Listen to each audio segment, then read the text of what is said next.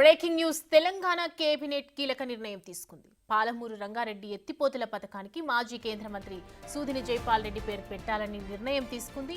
సింగూరు ప్రాజెక్టుకు మంత్రి దామోదర రాజనరసింహ తండ్రి దివంగత మంత్రి రాజనరసింహ పేరు పెట్టాలని నిర్ణయం తీసుకుంది. అటు జ్వరాల నుంచి కృష్ణా జిల్లాలను మహబూబ్ నగర్ జిల్లాలో కొత్తగా మరింత ఆయకట్టుకు సాగునీరు అందించేందుకు ఉన్న మార్గాలు ప్రత్యామ్నాయాలను కూడా పరిశీలించేందుకు టెక్నికల్ ఎక్స్పర్ట్ కమిటీని నియమించాలని నిర్ణయం తీసుకుంది.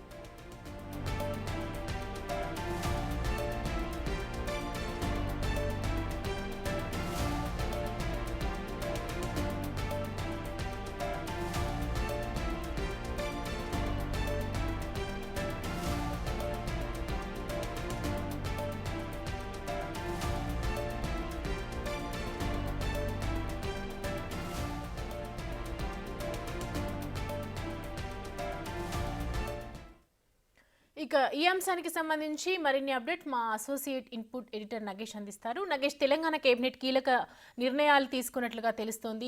డ్రింకింగ్ వాటర్కి సంబంధించి అలాగే కృష్ణా జిల్లాకు సంబంధించి నియమించాలని పేర్కొన్నట్లుగా కనిపిస్తోంది. ఇంకా అప్డేట్స్ ఏంటి?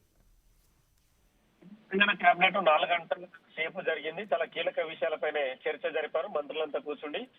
ఆ విషయం పైన కూడా ఏదైతే సింగూరు పాలమూరు రంగారెడ్డి ఎత్తిపోతల పథకానికి మాజీ కేంద్ర మంత్రి సూదిని జైపాల్ రెడ్డి పేరు పెట్టాలని చెప్పి కేబినెట్ నిర్ణయించింది. అలాగే సింగూరు ప్రాజెక్టు మంత్రి దామోదర రాజనరసింహ తండ్రి దివంగత మంత్రి రాజనరసింహ పేరు పెట్టాలని చెప్పి నిర్ణయించారు. ఇక జూరాల నుంచి కృష్ణా జలాలను మహబూబ్ నగర్ జిల్లాలో కొత్తగా మరింత ఆయకట్టుకు సాగునీరు అందించే విధంగా ముందుకెళ్లాలని చెప్పి కేబినెట్ నిర్ణయించింది.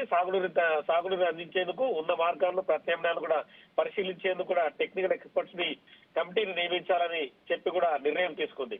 ఎందుకంటే ఎక్కడ నీటి లభ్యత ఉంది, ఎక్కడి నుంచి ఎంత నీటిని వాడుకునే వీలుందనే విషయాన్ని కూడా ప్రస్తుతం అయితే కేబినెట్ లో కొంత చర్చ జరిగింది. ఎక్కడెక్కడ రిజర్వాయర్లు నిర్మించాలి, ఇప్పుడున్న ప్రాజెక్టులు మరింత నీటిని తీసుకునే సాధ్యాసాధ్యాలపైన కూడా కమిటీ అధ్యయనం చేస్తుందని చెప్పి కూడా కేబినెట్ లో నిర్ణయించారు. మల్లన్న సాగర్ నుంచి గోదావరి జలాలను హైదరాబాద్ తాగునీటికి తరలించే Godavari drinking water supply scheme phase 2, phase 3 కి సంబంధించి కూడా కేబినెట్ గ్రీన్ సిగ్నల్ ఇచ్చింది. గతంలో 15 టీఎంసీలకు ప్రతిపాదించిన ఈ పథకాన్ని భవిష్యత్ అవసరాలను దృష్ట్యా 20 టీఎంసీలకు పెంచేందుకు కూడా కేబినెట్ ఆమోదం తెలిపిన పరిస్థితి కనిపిస్తుంది. కొత్తగూడెం మున్సిపల్ కార్పొరేషన్ సంబంధించి కూడా అప్గ్రేడ్ చేసేందుకు కూడా కేబినెట్ ఆమోదం ముద్ర వేసింది. ఎందుకంటే హైదరాబాద్ సంబంధించిన జలాలు కూడా ఎక్కడైతే ఎండాకాలంలో కూడా భవిష్యత్తులో కూడా ఎవరు కూడా బిద్దలు పట్టుకొని నిల్చుండడం కానీ, ఎక్కడ కూడా ధర్నాలు చేయడం కానీ, మహిళలు రోడ్లపైకి రావడం కానీ ఇటువంటి జరగకూడదని చెప్పి ముఖ్యమంత్రి ఆల్రెడీ జలమండలికి సంబంధించి నిన్ననే కమాండ్ కంట్రోల్ తో సమీక్ష నిర్వహించారు. ఇలా కేబినెట్ లో ఇదే విషయం పైన పూర్తి చర్చ జరిగింది. తాగునీటి అవసరాలకు సంబంధించి ఖచ్చితంగా మల్లన్న సాగర్ నుంచి 20 టీఎంసీల నీరు తెప్పించడం కోసం ఫేజ్ 2, ఫేజ్ 3 పనులు కూడా తొందరగా పూర్తి చేయాలని చెప్పి ఆదేశాలు పేర్కొన్నారు. ఇక దీనికి సంబంధించిన డిపిఆర్ రెడీ చేయడం, ప్రాజెక్టు సంబంధించిన పైప్ లైన్ వేయడం కూడా జరుగుతుంది అనేది కూడా ఈ ప్రతిపాదనతో అర్థమవుతుంది. ఇక ఓవరాల్ గా కేబినెట్ కూడా 4 గంటల సేపు రైతులకు సంబంధించిన అంశాన్ని ప్రతిపాదనగా తీసుకుంది. వాళ్ళకు ఎవరైతే సాగు చేయని వాళ్ళు ఉన్నారో వాళ్ళకు 12,000 రూపాయలు వేయడం కావచ్చు, అలాగే రైతు సాగు చేస్తున్న భూములన్నింటికి కూడా రైతు భరోసా కేబినెట్ నిర్ణయం తీసుకుంది. ఇక తెలంగాణలో ఖచ్చితంగా రైతు భరోసా ఈ సంక్రాంతికి పడే అవకాశం ఉందని చెప్పి ముఖ్యమంత్రి అందరికీ శుభవార్త చెప్పారు.